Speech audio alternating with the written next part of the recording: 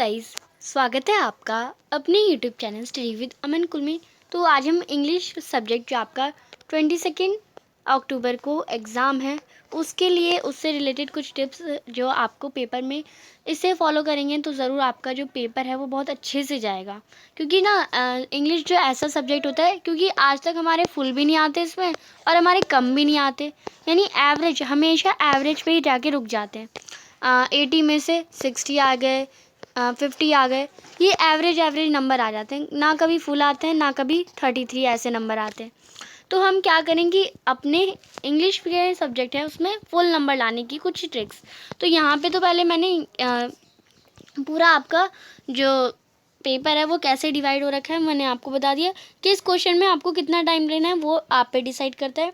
But इससे पहले English के कुछ मैं टिप्स बताऊंगी आपको कि आप इसे फॉलो करेंगे ना ज़रूर, इन सारी टिप्स को फॉलो करेंगे तो ज़रूर आपका इंग्लिश का पेपर अच्छा जाएगा 10th क्लास के लिए। तो चलिए स्टार्ट करते हैं इस वीडियो को। तो यहाँ से पहले कुछ टिप्स का पार्ट देखेंगे, देन हम पूरा पेपर पैटर्न देखेंगे। एंड अभी तक चैनल को सब्सक्राइब नहीं किया तो सब्सक्राइब ज़रूर कर दें। सबसे पहले इंग्लिश में हमें देखा जाता है इंग्लिश, हिंदी और संस्कृत और पंजाबी, जो लैंग्वेज वाली सब्जेक्ट होती है ना, जो हमारी कोई लैंग्वेज है जिसे हम बोलते हैं, उसमें ना स्पेलिंग बहुत देखी जाती है। अगर आपने इंग्लिश में प्रॉपर को PREPPR कुछ ऐसे लिख दिया, ओ नहीं लगाया, तो आपके नंबर कट सकते हैं, आधे नंबर डायरेक्ट एक वर्ड के आधे नंबर काट देगा। क्योंकि आपको स्पेलिंग जो है वो बहुत अच्छे से होनी चाहिए। अगर आप कोई डिफ़िकल्ट वर्ड भी लिख रहे हैं जिसकी आपको स्पेलिंग नहीं पता, तो वो मत लिखिए, उसकी जगह उसका साइनोम यानी उसका कोई ईजी वर्ड लिख दीजिए। जस्ट लाइक नॉलेज है वर्ड, तो नॉलेज की स्पेलिंग अगर किसी को नहीं आती तो उससे रिलेटेड कोई ईजी वर्ड आप इंटेलिजेंसी वगैरह लिख सकते हैं। हार्ड वाली अगर आपको लिखनी है कि हाँ मैं तो अपना आंसर प्रेजेंटेशन अच्छी बनाना चाहता हूँ, तो हार्ड वाली याद करो, बट स्पेलिंग पार्ट जो है वो बहुत इंपॉर्टेंट लगता है, गलती मत करो बिल्कुल भी। अब जो फिर क्वेश्चंस आते हैं वर्ड लिमिट वाले, यानी 50 से 60 वर्ड तक इस क्वेश्चन का आंसर लिखो। अब 50 से 60 वर्ड से तो इंग्लिश जैसे सब्जेक्ट, हिंदी जैसे सब्जेक्ट, वो वर्ड लिमिट बहुत ज़्यादा इंपॉर्टेंस रखते हैं। साइंस एस एस टी में नहीं देखी जाती इतनी, बट लैंग्वेज सब्जेक्ट में आपकी वर्ड लिमिट देखी जाती है। वर्ड लिमिट में जो तो ये लोअर लिमिट होती है ना 50, आपको अपना आंसर कोशिश करो कि 50 वर्ड्स में कंप्लीट हो जा रहा है। अगर 50 से 60 दे रखा है, मैक्सिमम पे मत जाओ। आप कहेंगे ज़्यादा लिखेंगे तो अच्छे नंबर मिलेंगे, तो ऐसा नहीं होता है। ज़्यादा लिखेंगे तो आपको एक नेगेटिव एक्सपेक्ट ही जाएगा कि आपको क्वेश्चन पढ़ना नहीं आता, आपने एक्स्ट्रा क्यों लिखा।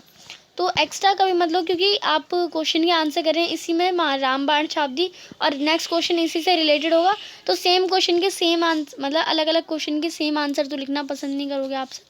तो जितना पूछा गया उतना ही लिखो और एटलीस्ट लोअर लिमिट वाले वर्ड्स के आंसर करो। अब ज़्यादातर क्वेश्चन में होते हैं लॉन्ग आंसर। लॉन्ग आंसर में क्या करते हैं, ज़्यादातर हर क्वेश्चन में लॉन्ग आंसर में समरी लिख देते हैं। तो समरी लिखना ठीक होता है, जब आपको कुछ नहीं आता तो समरी लिखो, बट लॉन्ग आंसर में जिस टॉपिक में पूछा गया है, अगर हमसे पूछा गया है कि ट्रिकी कैसे अपनी लाइफ कैसे जीता था, तो हमें पूरा ट्रिकी के बारे में ही लिखना है। जैसे ये हमारा 9th क्लास का चैप्टर है वैसे, तो ट्रिकी के बारे में ही लिखना है। हम ये नहीं लिखेंगे उसके ग्रैंडफादर क्या करते थे, हम ये नहीं लिखेंगे उसकी वो कहाँ से आया था, वो कितने रुपए में वगैरह मिलाया था, हमें ट्रिकी के बारे में ही लिखना है। लॉन्ग आंसर में आप समरी जिसे आपको कुछ, जिस इंसान को, जिस स्टूडेंट को कुछ नहीं आता वो समरी लिख दो, बट जिसे आता है, उस टॉपिक से रिलेटेड कुछ भी पता है, तो उससे स्टार्ट करो। समरी लास्ट में थोड़ा बहुत घुसेड़ देना, बट आपको सबसे पहले जिस टॉपिक पे हो उसी से रिलेटेड बातें लिखनी है। नेक्स्ट रीडिंग पैसेज जो है वो अब आप कहेंगे कि हमारा लिटरेचर अच्छे से हो रहा था, बट रीडिंग पैसेज यानी फर्स्ट अनसीन पैसेज वाले क्वेश्चंस अच्छे से नहीं होते, उसी में नंबर कट जाते हैं। एनालिटिकल पैराग्राफ्स, इन सब क्वेश्चन में हमारे नंबर कटते हैं। तो रीडिंग पैसेज की प्रैक्टिस आपकी NCERT से हो जाएगी, यानी अगर आप चैप्टर पढ़ रहे हैं, चैप्टर जब आप पढ़ रहे हैं तो वो भी तो आपके लिए नया है ना, आपको कुछ नहीं पता उस चैप्टर के बारे में। जस्ट लाइक आपने अ लेटर टू गॉड, ये चैप्टर है आपका, इसने ऐसे आपने पढ़ा, इसमें आपको नहीं पता क्या है, जब तक मैम ने नहीं पढ़ा तब तक तो अनसीन ही था आपके लिए भी ये, तो आपने इसे पढ़ा, आपको जो जो इम्पोर्टेंट लगा वो आपने अंडरलाइन करा, फिर इसके क्वेश्चन अटेम्प्ट करते हैं, तो ये भी तो एक अनसीन पैसेज की तैयारी कर रहे हैं ना आप। वैसे ही तो आप NCERT को पढ़िए, उससे भी आपकी अनसीन पैसेज की तैयारी होती है, आपकी रीडिंग स्किल्स भी स्ट्रॉन्ग होती है और आपकी और अनसीन पैसेज को हैंडल करने की सिचुएशन भी स्ट्रॉन्ग होती है।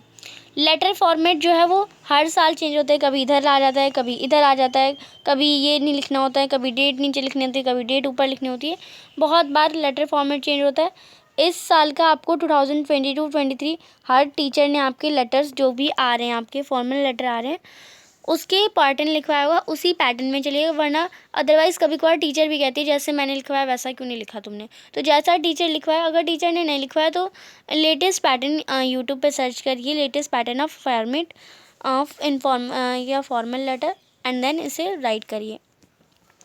राइटिंग सेक्शन में आपको लेटर्स का ध्यान देना है, और एनालिटिकल पैराग्राफ आ रहा है तो उसमें भी सारा फॉर्मेट आपका अच्छा होना चाहिए। राइटिंग सेक्शन में फॉर्मेट आपका एकदम सही होना चाहिए, आंसर फॉर्मेट के ही ज़्यादा मिलते हैं। बुक वर्ड्स यूज़ करिए। अब आप जितने एनसीईआरटी पढ़ेंगे ना, एनसीईआरटी पढ़ने का मैंने ऊपर एक फ़ायदा बताया कि आप अनसीन पैसेज कर सकते हैं। एनसीईआरटी पढ़ने का आप जस्ट लाइक बुक में हमें एक वर्ड दे रखा है शफल, जो हमने आज तक अपनी डिक्शनरी में यूज़ ही नहीं करा, मतलब हम अपने क्वेश्चन के आंसर करने में यूज़ ही नहीं करते ऐसे ऐसे वर्ड्स। तो हम तो सिंपल लिख देते हैं, it has known we because of him, ऐसे ऐसे वर्ड्स हम यूज़ करते हैं, हम न्यू वर्ड्स यूज़ नहीं करते। तो एनसीईआरटी हमें क्या बताती है, शफल मतलब नए नए वर्ड्स की मीनिंग बताएगी।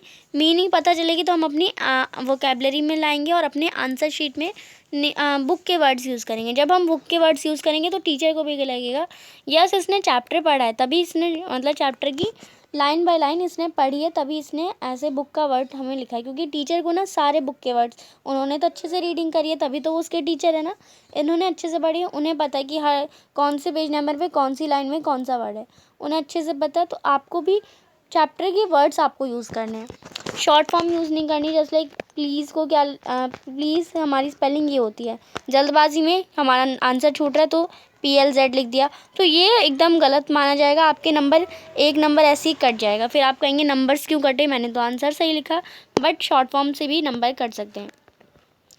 रीड यानी आप जो याद कर रहे हैं, जस्ट लाइक आप किसी क्वेश्चन का आंसर कर रहे हैं तो उसे आपने क्वेश्चन पढ़ लिया, अब क्वेश्चन पढ़ने के बाद आंसर माइंड में सोचे ना, और फिर आप लिखने लग गए। फिर लिखने के बाद उस क्वेश्चन को पढ़िए, क्या आपने सही लिखा या आपने कुछ लाइन मिस्टेक कर दी।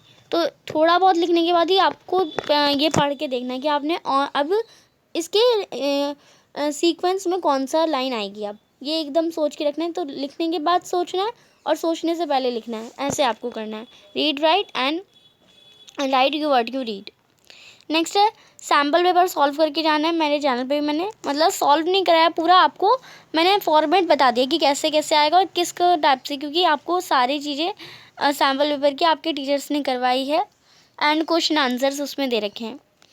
पेपर जो है वो बहुत लेंदी होगा, आप एंड मिनट पे ही आपके जाके ख़त्म होगा। तो आपको सैम्पल पेपर सॉल्व करेंगे तो आपका जो अभी से एक बार 3 घंटे लीजिए एंड अपना वो सैम्पल पेपर को बैठ के खुद सॉल्व करने लगीजिए कि हाँ ये तो जस्ट लाइक समझ लीजिए यही मेरे को पेपर आया, तो उस 3 घंटे के अंदर उस सैम्पल पेपर को सॉल्व करना है एंड कहीं से आंसर नहीं देखने, खुद अपना करना है, कैसा भी गलत सलत कुछ भी जो भी आता है आपको लिखना है। इससे आपकी प्रैक्टिस होगी और 3 घंटे से पहले करने की कोशिश करिए, क्योंकि आपका जो पेपर होगा ना, सैम्पल पेपर तो 1-2 बार देख लिया बट जो पेपर है उसे तो नहीं देखा होगा, तो उससे ये प्रैक्टिस करने की हिम्मत बढ़ जाएगी। पेपर लेंदी होगा तो आप एक बार सैम्पल पेपर सॉल्व करेंगे तो उसे सॉल्व करने का भी ट्रिक पता चल जाएगा।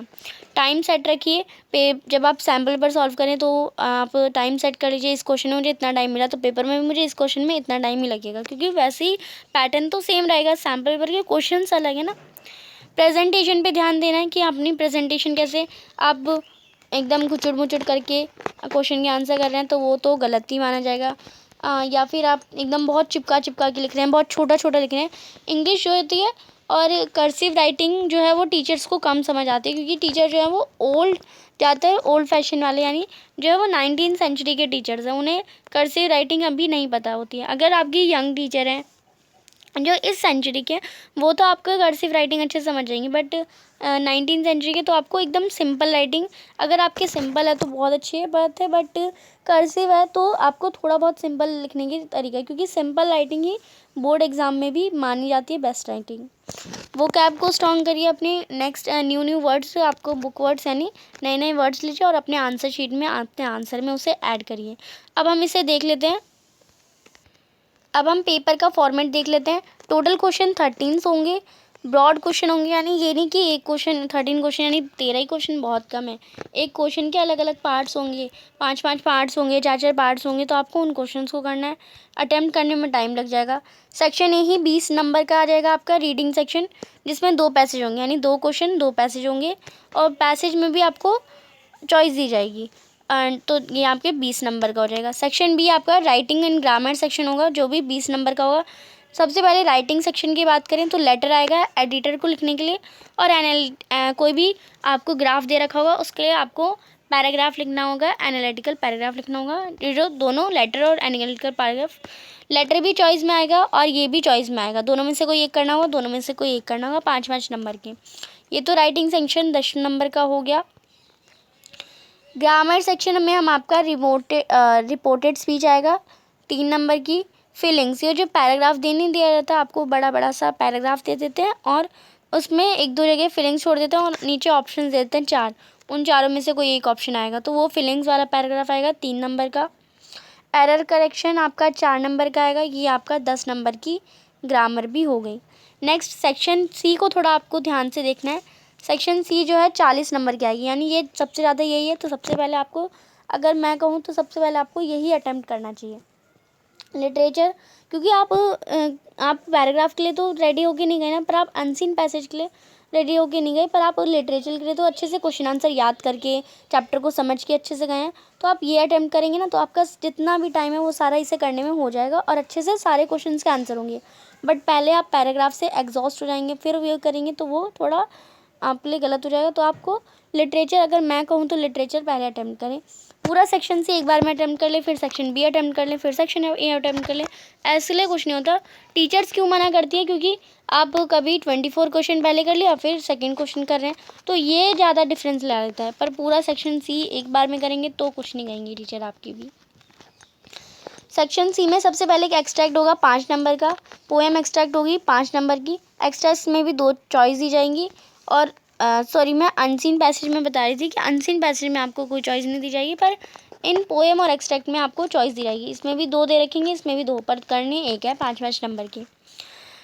फिर आपकी 2 बुक है, एक फर्स्ट फ्लाइट और एक आपकी है फुटप्रिंट। फर्स्ट फ्लाइट 40 से 50 मतलब शब्दों में आपको, यानी 40 से 50 वर्ड्स में क्वेश्चन आएंगे। 4 क्वेश्चन आएंगे 3 मार्क्स के, यानी एक क्वेश्चन जो है, एक क्वेश्चन यानी 3 मार्क्स का हो, यानी 4 क्वेश्चन हमारे 3 मार्क्स के, यानी 12 नंबर के। और फिर फुटप्रिंट विदाउट फीट से भी 40 से 50 वर्ड के क्वेश्चन, यानी 2 क्वेश्चन होंगे 3-3 मार्क्स के, यानी 6 मार्क्स के क्वेश्चन। ये हमारा 18 नंबर का, ये शॉर्ट आंसर टाइप में ही हो गया। अब लॉन्ग आंसर टाइप भी फर्स्ट लाइट बुक से 100 से 120 वर्ड्स में लिखना होगा, एक क्वेश्चन होगा अकेला 6 मार्क्स का। फुटप्रिंट वाले चैप्टर में भी, यानी बुक में भी 100 से 120 शब्दों में आपका आ जाएगा एक क्वेश्चन, जो कि 6 मार्क्स का होगा, और बहुत बड़ा क्वेश्चन होगा। इसमें भी चॉइस दी जाएगी, इसमें भी चॉइस दी जाएगी। इसमें भी 5 दे देंगे आपको, कोई 4 करने होंगे, इसमें 3 दे देंगे, कोई 4 करने होंगे। तो इससे ये शॉर्ट आंसर टाइप भी दोनों बुक्स आएंगे और लॉन्ग आंसर टाइप भी दोनों बुक्स आएंगी, ये आपको ध्यान रखना है। तो ये था पेपर पैटर्न, कोई ये जो मैंने टिप्स बताई, आई होप आपके लिए हेल्पफुल लगी होगी। थोड़ी भी आप को अच्छा लग रहा है कि हाँ, ये टिप्स करके तो मेरा कुछ हो जाएगा, कल्याण हो जाएगा, तो मेरे चैनल को सब्सक्राइब ज़रूर करें। और आपका पेपर इन टिप्स को फॉलो करके कैसा जाएगा वो मुझे कमेंट सेक्शन में पेपर करने के बाद आके बताइएगा ज़रूर। चैनल को अभी तक सब्सक्राइब नहीं किया तो प्लीज़ चैनल को सब्सक्राइब ज़रूर करें, और सैम्पल पेपर ज़रूर अपने आप से एक बार सॉल्व करें। इंग्लिश का सैम्पल पेपर तो ईजिली सॉल्व हो जाता है। अब वीडियो अच्छी लगे तो इसे लाइक भी करिएगा और दोस्तों के साथ शेयर ज़रूर करिएगा। Thanks for watching video, bye bye guys.